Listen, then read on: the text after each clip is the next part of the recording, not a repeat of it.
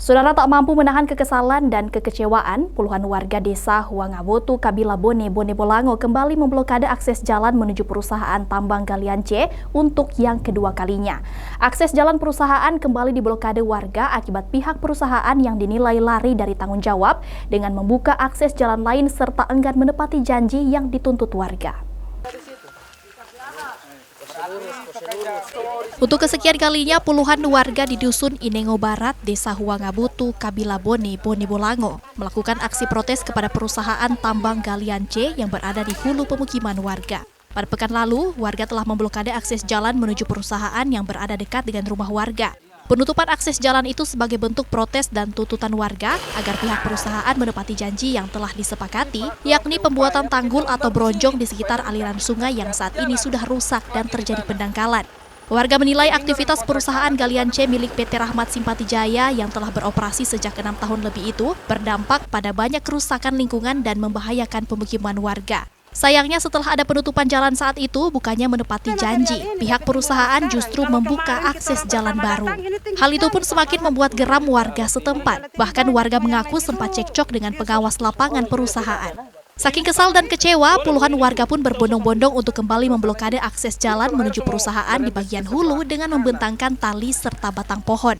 Sikap perusahaan yang acuh dengan keluhan dan tuntutan warga ini pun dinilai sebagai upaya untuk lari dari tanggung jawab dan enggan menepati janji. Yang orang bikin di sini sekarang DP kelanjutan dari yang di bawah. Orang blokade di bawah, ternyata orang ada bikin jalan lagi di sebelah. Sempat bentrok tadi pagi. DP alasan itu pengawas di atas katanya ini material penyebab kerusakan bukan dari perusahaannya di lorang. Jadi Pak, ini kalau macam dari kita orang masyarakat lama-lama kan ini Pak Solia sendiri kan DP situasi di atas. Mau habis orang di bawah, kira-kira ini kalau misalnya ini perusahaan yang begini tidak ada tanggung jawab, layak tidak dikasih izin.